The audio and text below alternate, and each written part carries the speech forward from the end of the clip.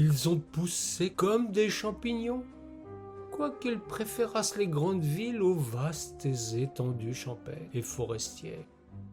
C'est sans doute pour ça qu'ils dressent fièrement leurs glands au bout d'un pied qui n'en finit pas de s'ériger comme une mollerce lourde et fracassante pour qui s'aventure sur un trottoir en ayant la tête en l'air.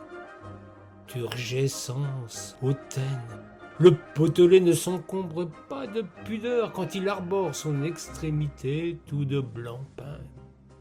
Nouvelle marque de la modernité, il a suppléé le rond-point dans l'esprit dépensier de nos chers élus municipaux, toujours prompts à imiter la commune voisine dès qu'il s'agit de jeter l'argent public par les fenêtres.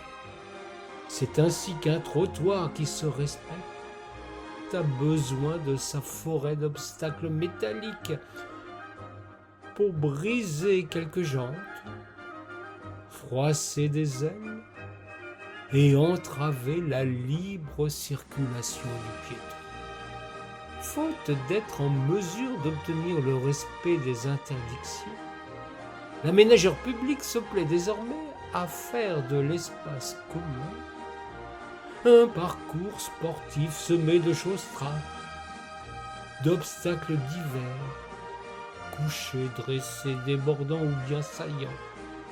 Mettre en péril son prochain est devenu le sport national des aménageurs urbains pour le plus grand profit des marchands, des carrossiers et des hôpitaux. Chapeau bas, messieurs et mesdames du génie civil. Vous avez fait preuve d'un sens esthétique merveilleux et d'un à-propos sans pareil. Malheur à qui penserait qu'il y a là quelques collusions sournoises, menu pot de vin ou autre arrangement de fripouille. Il ne faut pas voir le mal partout, et l'explosion des ventes de nos potelets n'est sans doute que le fruit du hasard et de l'esprit grégaire de ceux qui votent les subventions d'aménagement. Pourtant, la chose a de quoi interroger tant cela frise le ridicule et la frénésie de pose. Nos trottoirs ont le poil hérissé de la chose. Il se dit qu'à Paris, il y en a près de 500 000. Vous pouvez imaginer aisément le commerce juteux que cela représente. Apparus en 1990, les poteaux métalliques se prétendent à mémoire de fer. Depuis les années 2000, ils n'ont certes pas la mémoire vacillante. Ils fleurissent partout, dans toutes les communes de France, qui se prennent pour des champignonnières à ciel ouvert.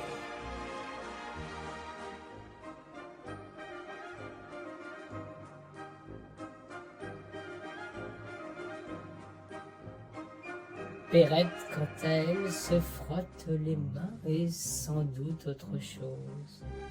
Elle aime à couvrir non seulement du regard, mais aussi d'une partie intime de sa personne chaque potelet qu'elle croise, espérant vainement qu'il la féconde. Elle qui se voit encore refuser pour quelque temps la procréation métallique assistée. Elle s'est lancée la coquine dans un tour de France qui la met en transe, lui demande une énergie folle et parfois quelques contorsions. Les potelets varient à l'infini, hauteur et diamètre, couleur et forme. Pierrette se plie à tous les caprices des constructeurs pour assouvir le sien. La dame paie de sa personne afin de bénir chaque nouveau poteau installé dans notre beau pays. Elle souhaite ainsi leur donner leurs lettres de noblesse, les faire entrer dans la postérité.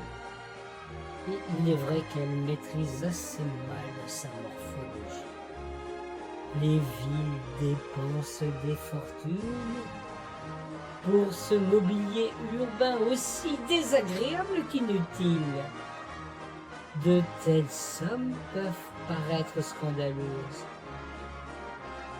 En laissant Perrette engloutir à sa manière l'objet du délit, nous aurons au moins la satisfaction de la savoir en joie, tout en défendant une revendication honorable.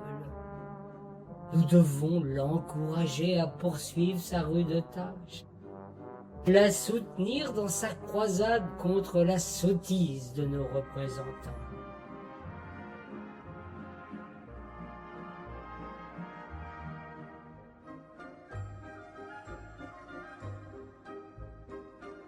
Ceux qui n'ont pas le sens de la faribole, au lieu de